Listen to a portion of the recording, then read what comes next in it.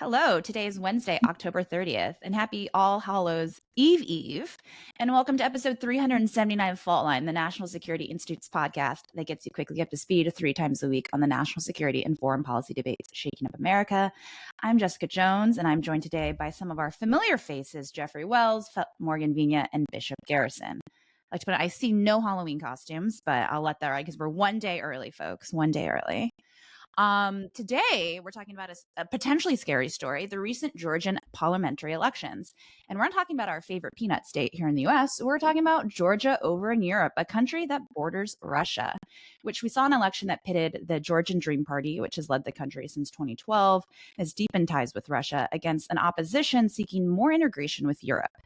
On Sunday, Georgia's pro-Western president announced that she did not recognize the official results of the elections, which election officials said was won by the ruling party. The president actually called for protests, and protests she got. There was a huge rally on Monday.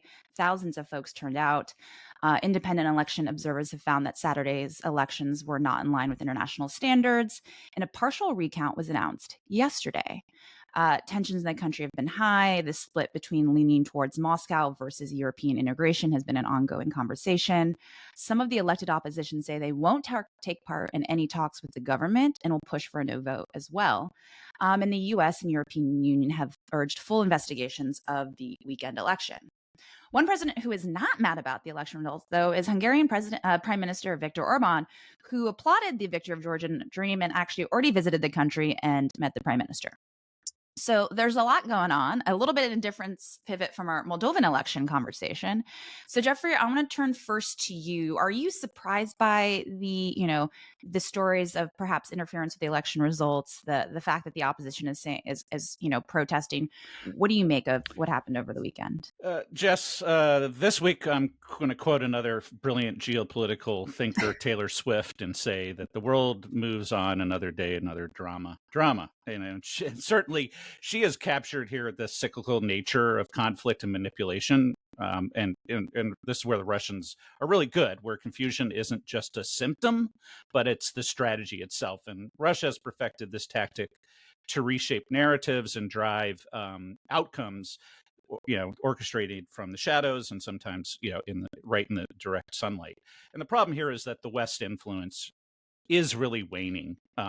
Georgia's elections reflect this reality.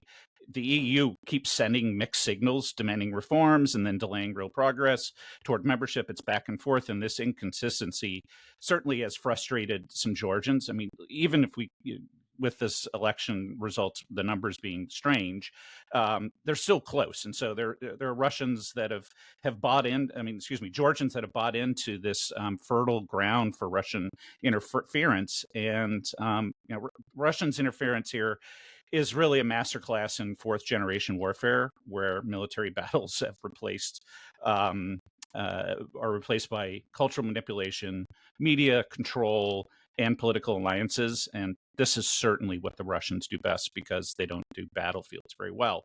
And they're blurring the lines here between truth and fiction and weakening the authority of traditional governments.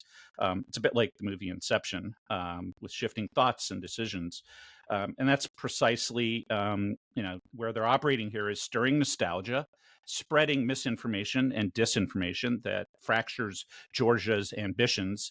I mean, heck, the SVR's motto is "Whom no one can reach, we shall reach, and whom no one can influence, we shall influence." And so they're certainly doing it here. In Georgia's political discourse, Moscow is redefining their sovereignty and is shaping the nation's path, leaving Georgia unsure whether it's moving forward or slipping back into the past. And that confusion really is what is important for the Russians. They don't really care about the outcome of the election as much as the distrust in it. And Georgia's story here really isn't about choosing between East and West. It's about something much deeper. This poor, small country is more than a geopolitical pawn. It's a battleground for influence and legitimacy in Europe. I'd like to point out my mom watched the movie Inception, which I knew was a bad idea, called me afterwards, and just one question. So was he dreaming?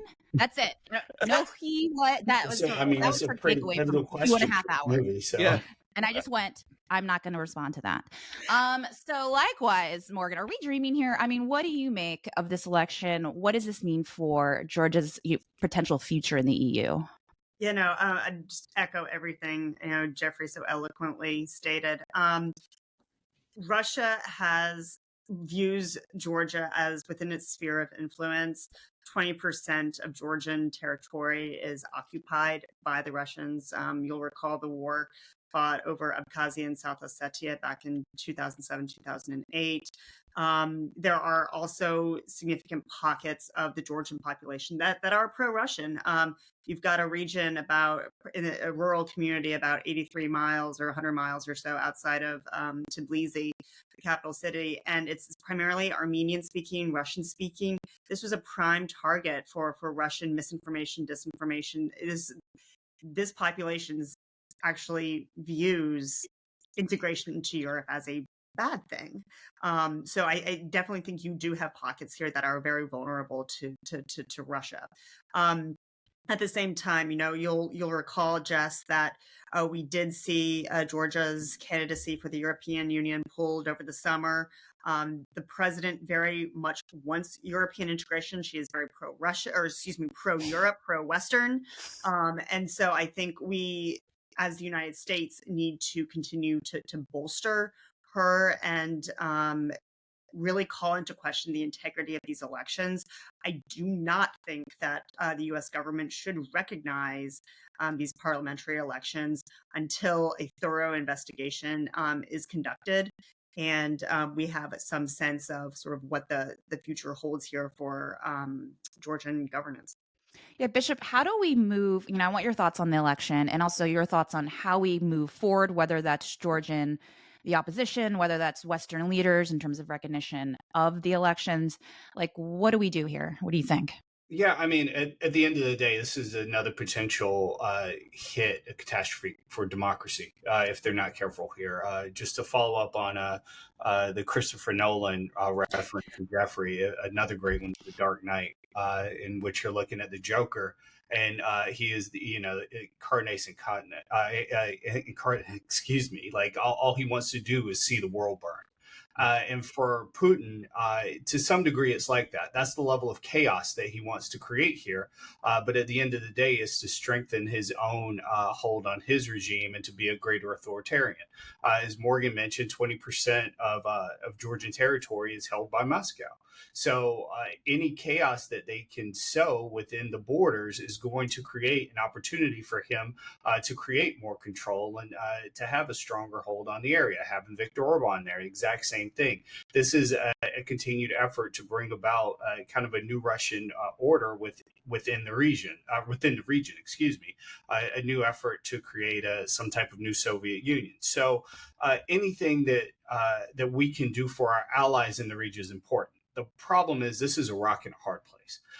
You have what appears on its face to be a democratic process that does have legitimate questions. And the United States is going through a mirror version of this right now, in which you have a strong democratic process that now has questions of impropriety in which there's not strong evidence of the sort.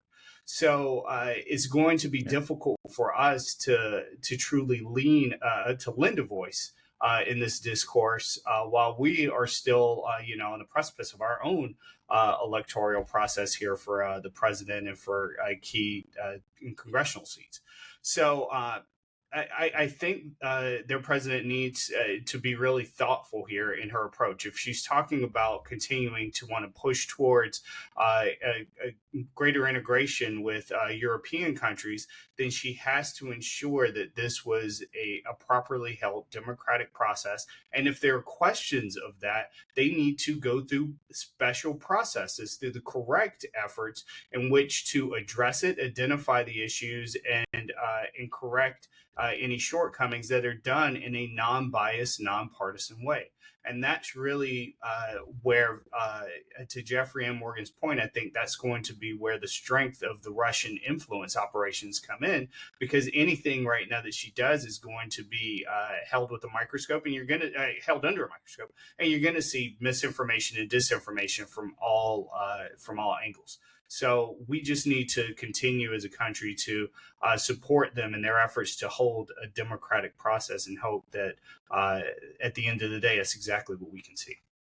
So while I didn't pick a spooky story per se, Bishop brought us kind of down a dark road.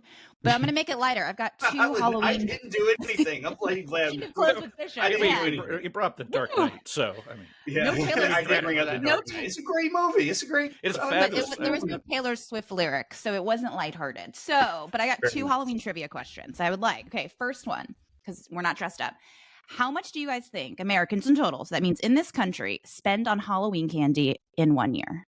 In one Don't year, Google this. In Halloween 1 year, candy what do we specifically? as a country spend on Halloween candy? But just on Halloween candy, Just on Halloween candy. I'll go Folks. with 1.2 billion. Okay. Jeffrey, Morgan. Good golly. I 1.5 billion. Okay, Morgan. 4 billion. Ooh, Morgan. If this was The Four? Price is Right, you would lose for being over, but it's $3.5 billion. Wow. Our second candy question of the day, because I clearly have a sweet tooth. How many pounds of candy corn are produced each year? That's a disgusting question. Corn is terrible. Not enough. Okay, How many Bishop, pounds? how many pounds? 20 billion pounds. Morgan. I'm gonna 30 million. Jeffrey went with too many, or not enough. The answer is 35, something like that. 35 million pounds of candy corn. That is a disgusting amount of candy corn. Americans, you're making Not us sick enough. here. Okay, now we end on a lighthearted wrap. There's Thanks plenty so of much, candy Devlin corn for all Burney, of us. Claude Jennings, and their team in producing this kind of Halloween episode. Join us again on Friday, November 1st for another great conversation on Fault Lines, the National Security Institute's podcast that gets you smart fast on the national security and foreign policy debates shaking up America. We're on YouTube. Check out our non-costumes there. And if you like what you heard or saw, be sure to rate, review, and subscribe.